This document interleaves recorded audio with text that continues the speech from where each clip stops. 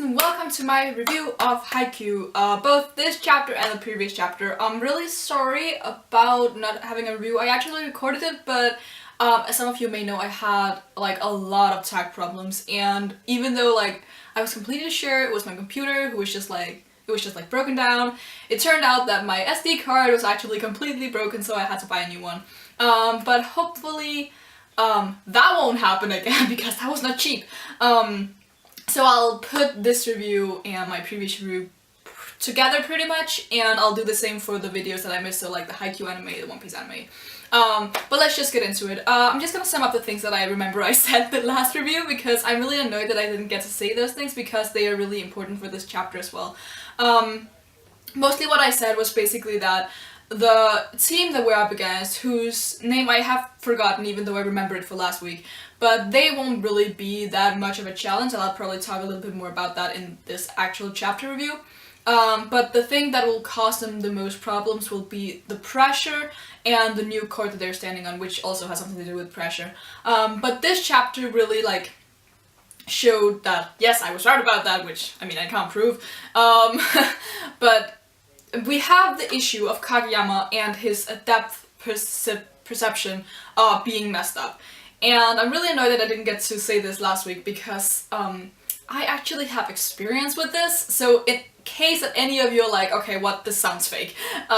This is actually a thing that happens and can really mess up your mind if you're in a new location where the things around you are distracting you, when you're like a person like Kageyama who needs that precision or like the visuals around him to do what he does best. And what my experience with this is basically, I've said this before, I don't know if I said this with Haikyuu, but I've said before, I used to be a competitive swimmer and my specialty was backstroke. And the thing with backstroke is that because you can't see, like you look directly up, so you need the ceiling to kind of focus and figure out where you're swimming, because if you just swim without thinking, you will bump into either like the things, I don't know what they're called in English, or you'll bump into other swimmers if you're training with them, which is a problem. So that's not a good thing. And basically once I was in a training camp and the ceiling was tilted, and usually you have a flat ceiling or some sort of ceiling that where you have like lines where you can, like, if you swim in your bag you can follow those lines so that you don't swim into other people. But in this place, the ceiling I had to look up at, it was tilted, so I kept swimming into people. And I remember on that training camp it took me like 3 days to adjust to being able to swim with this tilted ceiling, because I had to like concentrate really hard on not swimming into people, and it was only like on the 3rd day that I kind of had gotten down how to use this goddamn ceiling. And it's kind of the same we see with Kageyama here and in the end of the previous chapter, because his precision tosses are extremely important to a lot of their main attack, especially with the odd combo quick. And the great thing about this that I really like discovered in this chapter is that in the end of last chapter, or is it the beginning of this one, basically Kageyama's like, I'm sorry, just give me a little time and I'll have like adjusted to the situation. I think this is both the, but he basically says like, okay, let me just adjust. And every single one of the players in the Karasuno team are just like, okay, fair enough. Like, we'll give you the time, just chill, it's okay, we're not gonna like degrade you for it or anything. And we see Kageyama in this chapter like struggle with, we have some very funny moments where he just misses, and we have that one where he misses the quick with Hinata and it lands on his head and then they score a point that way. I thought that was really funny.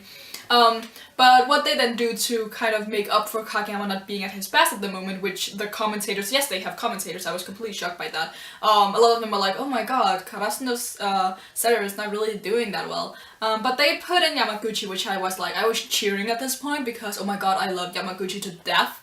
I just love seeing him play, it's just so adorable.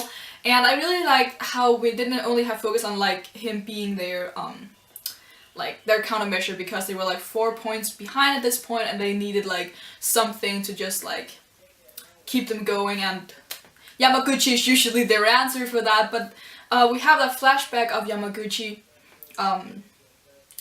learning how to calm his nerves by focusing on one point, which is another thing that I can relate to, because I swear to God, competitions are so nerve-wracking. Like, the bigger the stage, the more nerve-wracking they are, and that advice of using like a specific thing to focus on is something that our trainers, or yeah, our coaches, they used to tell us to do that, because you can like focus on one thing and you can like zone out of everything and just focus on what you need to focus on. And that's like, this chapter was just hashtag relatable. But yeah, I really like that, and Yamaguchi got them 2 points. I really like the first one where he didn't mess up, but they got the ball because their libero was a little quicker to move than he'd anticipated, and then we have Tsuki just slamming, like blocking their attack, and that was just really great because I love Yamaguchi and Tsuki combos. That's just like the best. I live for it. It's just yes. And then by the end of the chapter we have Kageyama finally having adjusted to this situation, and he's finally able to move as he wants. But I thought this chapter was really great because I feel like they won't lose a set to these people, and it was just like, it was really great. Also, in just talking about the other team for a second here, another thing that's just like, they won't really be a challenge. They have that moment where they have the momentum, and then they're like, okay, let's just try to rile up Karasuno, let's try to like mentally weaken them. And they're, I think it's the captain or someone, he's like, okay, just go left, they won't be doing any quicks. And then you just have Hinata being, what are you talking about? Of course we'll be doing quicks even though our setter is like this. And you just have that look at his, the opponent's face, and he's just like, okay, what? I thought that was great because I feel like, oh, I didn't say this last time either, I feel like, but I think last chapter was also the one where we found out that this team that we're up against, they have been to, this is their second consecutive participation in the Nationals, so they don't have all that much experience, and like, yeah. I'm really annoyed that I don't remember what was in last chapter's review because I lost the footage, but we can discuss it in the comments below if you feel like I missed something vital from last week. I think that's overall what I have to say, because I think that generally this chapter just did a really good job of Karasuno overcoming the essential things that they have to overcome on this stage, like the nerves and just like the actual physical surroundings that they have to deal with.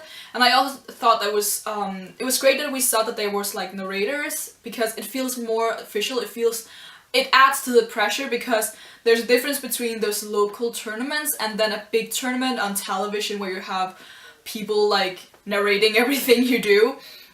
So it's great to have all that out of the way, because again, I don't know if I said this at some point that wasn't last week, but it would make sense for us to have a match focus on those kinds of things instead of having all that and a really strong opponent, because that probably would break them. And then the next matches would be more interesting, because now that we've got all this shit out of the way, we can get to all the actual volleyball challenges in the other matches, and having them ride on that first win, especially if they just win it by winning 2 sets in a row, and don't let them take a set at all, that's like a good high to ride on. So yeah, I'm gonna end this review thing here. I hope I didn't talk for too long, because I feel like with these chapters they're gonna be overall very simple but very entertaining, hopefully. So yeah, leave a like if you like anything that I had to say. You can leave in the comments below what you thought of the chapter, and if I missed anything from last week, because no reveal, sorry. And you can subscribe if you want to see more. Until next time, bye!